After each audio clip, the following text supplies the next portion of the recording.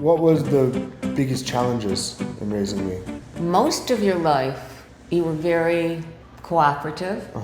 When you got to stages in your life that you were less cooperative, those were challenges, finding ways to tune you into what was required and knowing that if you didn't do what you were supposed to do, there were logical consequences. So you're a big believer in logical consequences, Yes. which was also talked about. Yes. The consequence from a child's misbehavior should fall logically within what they're doing wrong. Right. When you take away their cell phone for a month because they swore, it makes no sense. Right. So the consequence of the action should fall within a natural consequence of what that would be. Natural So, consequence. for example, if you crash the car, you can't drive the car. You get a speeding ticket, you can't drive the car for a month, and you pay for the speeding ticket yourself. Another logical consequence would be if you are not sharing, you lose the thing that you're not sharing. Sure. It only has to be baby steps, especially with kids, Right. You don't have to be big, massive punishments. And your disapproval. In our home, we never yelled. No one ever yelled. No one ever got hit. If your friends were over and I said, Justin, stop that. And you'd say, stop yelling. And your friends would go, wait, nobody's yelling. Come to my house. We just didn't yell. But the less you behave like that, the less you need to do. Right. And because we had a great relationship when we were growing up. When you were upset about something That was or enough. disappointed about something, that was enough because I cared about what you thought of me. As opposed to parents who don't have a great relationship with their kids, if they're disappointed, it's not enough. The kids don't care as much. Everything in raising your kids is about relationships. And the same thing as teachers and students. Right. You can't just teach them. Children have to know you care about them. Once they know you care about them, they're much more open to learning from you. Right. It's not just about Facts. it's about relationships. Correct. And you were a teacher as well, Yes.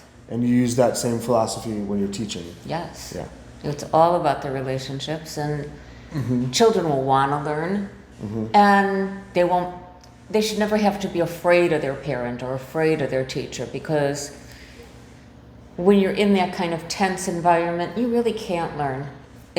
Kids will shut down when they're afraid of you. Right, and that's another big thing that we always talk about on this channel, is that you have to have a good mood to learn. Kids have to be comfortable, it has to be a happy environment, and then it's very easy to learn. But if the environment is very tense and they're scared or nervous, they're not going to learn anything. And sometimes when you see that's happening, you would have to stop. Right. Do something else. Go to another activity. Right. Change the environment until they're ready. That happens at the academy all the time, where it'll get very tense, and then, well, okay, let's do a game. Let's get everyone back to a good place, and then we can start up on the lesson a little bit later. And you also remember that students have at most a 40-minute capacity for learning. Right. At very most. Right. So you can't sit them down for 2 hours and try to teach them something. Right. That's why we keep our classes at the academy 40 minutes, 40 minutes. Yeah. Yeah. Change activities, change activities, change activities. It's Right. the only way they'll learn. Right. And even in the 40 minutes, you can't be doing, even if they can pay attention for 40 minutes, they can't pay attention to the teacher just talking for 40 minutes. No one. They need enough variety in the 40 minutes. Sometimes you even have to say, okay, let's all get up and do jumping jacks. Right. Get a little physical. Get a little physical in the middle of it to keep the minds going. So we've been talking a lot about managing relationships in education and learning things on a deeper level, not just learning facts. How about learning creativity? Creatively? Yeah. How did you get me to be creative when I was younger? You could read a book and write a book report, which is just spitting the words back out on another page. Right. Or you could read a book and make a video that shows how that book relates in your life. Right. You could read a book and create a song and perform that song. So instead of instead of just reciting back what the book says, you take the book and make a creative activity with it. Correct. And there's, different kinds of creative learning. I mean, some people can write poetry, some people can color great pictures. I don't believe you can give students a directive saying everyone draw a picture about this book when that one student's only capable of making stick figures. But find a way that pleases you to show us about the book, or also to teach it.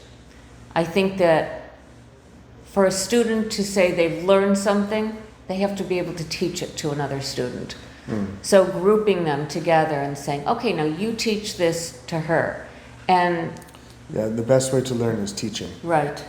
Right. So instead of just either memorizing the information or summarizing the information, when we're learning something, we have to interact with it in a creative way. We have to teach it to other people. Right. We have to do more things with the information. So you've been to Korea a bunch of times, Yes. and you've seen our school Yes. and the Korean education Yes. system. So what are the big differences that you've seen in the Korean education and American education? Korean education is a lot about lecturing. Uh-huh. What I've seen in public school in Korea that I never saw in our environment, and we grew up around more Jewish people, was students being invested. When I walked into the public school, I saw kids with their heads down. I saw kids talking in the back of the room and behaving in ways that are just not conducive to learning. As far as being in your academy, I see the opposite. I see in your academy, I see the kids learning the same way you would have learned, of being involved with each other, of being given breaks and being, not focused on only one thing. It's a very interactive kind of education. I don't see the interaction in the public school in Korea. One of the things that you've noticed was how invested the students are with the things that they're learning. Right. Right. In American schools, we try to be more invested. Correct. Get the students to have Correct. more of a stake in what they're learning. Right.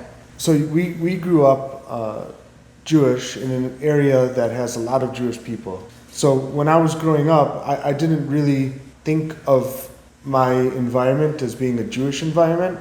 Right. Because it was just normal. Right. That's what everything was around me. Even though there were plenty of people who weren't Jewish, It was still a Jewish the area. environment was Jewish, right? Right. And kids went to Jewish school. Right.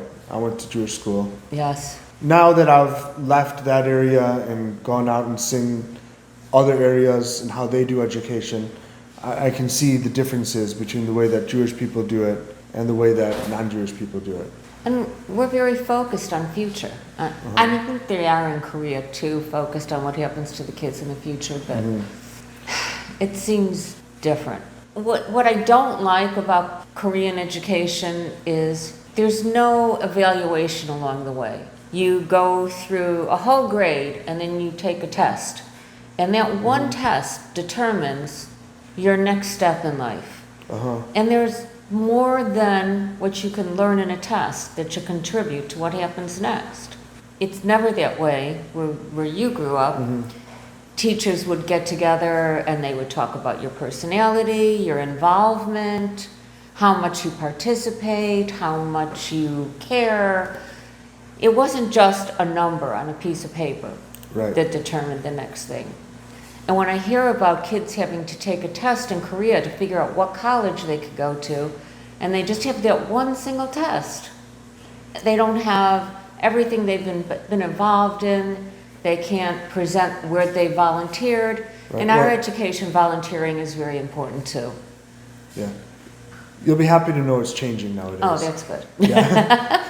When I first came to Korea, Yeah. it was 100% like that. It was like everything was just in one test. But now they're really pushing to make colleges accept people on a wider range of That's good. things and looking at more than just your test score. It's not there 100% yet, but Getting there? yeah, we're definitely going in the right direction in Korea. What do you think Jewish people focus on in education? You know, in Korea, Korean people are very interested in Jewish education because they see that Jewish people have come to America in poverty and become very successful in the last 3 generations. The way that we became successful was mostly focusing on education and hard work.